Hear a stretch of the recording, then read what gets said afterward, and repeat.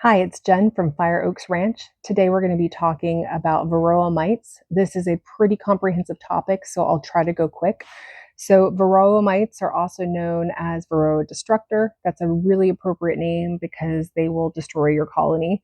They weaken bees and they're also a vector for disease. So it's, again, they will cause destruction in the colony. They're one of the causes of colony collapse disorder.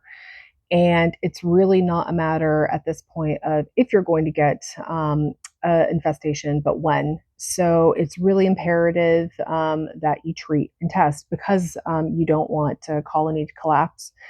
So you want to test because you're assessing the health of the hive. It also allows you to be proactive for a small infestation versus reactive for a large one. And it's also helping ensure that your treatment is effective by doing a follow up test. So, opinions might be mixed on this, but I feel strongly that part of beekeeping is it's a form of animal husbandry, and you want to do all the appropriate protocols. And for me, that involves testing also with follow up treatment and then retest. So, when do you test? I personally in Florida, I do monthly, but at a minimum, especially if you live in a northern climate where maybe your temperature is not above 50 degrees certain parts of the year, and you don't want to open up your hive, it's imperative that you test and you treat before your nectar flow to make sure that the bees are ready to go for bringing in all that honey. And then you also want to test in late fall as you go into winter because you want to help ensure that your bees are as strong as possible as they do their version of hibernation during the winter months. Again, Florida, we don't really have that problem of winter, so I test on a monthly basis.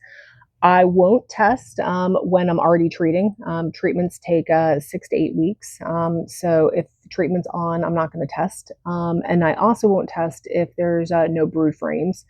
Mites hang out on brood frames, specifically drone cells.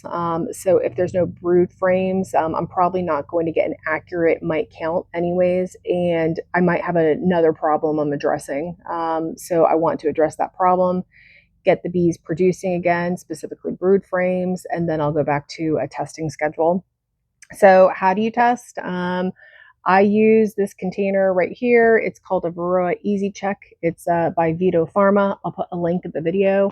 And it's 3 parts. You have a container that you'll put your alcohol in. I'll go over the other things you can put in and why I use alcohol. You put a basket. This is where your bees are going in. You are going to do 250 to 300 bees as indicated by this line. And then you have a cap. Bees go in here. This drops in here with alcohol already in it. Twist it, shake it. It should spin like a washing machine. You shake it for about a minute, set it down, go do something else, come back after 2 to 3 minutes, and then you do a count. You will then be able to see bees, or not bees, mites at the bottom here. And depending on how many bees you had in your basket, it's just like a ratio. So anything above 2%, that would be 3 to 6 bees.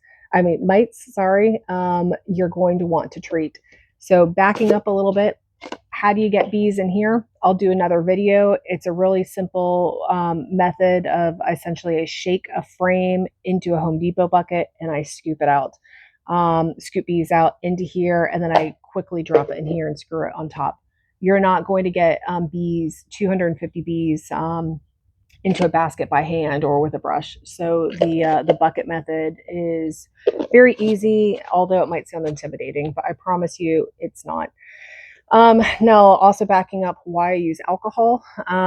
So this box and online will say you can also use sugar rolls or CO2. I can't speak to CO2, but the cartridges are more expensive than alcohol, so I'll probably just stick with alcohol. But I can tell you sugar rolls are less accurate at counting mites than alcohol. The mites won't fall off of the bees. As well as they were with alcohol. So you might get false readings. You think everything's good. Also, people use sugar because they think it's more humane. Alcohol will definitely kill your bees, but so does sugar. It just takes longer. So I would argue it's less humane.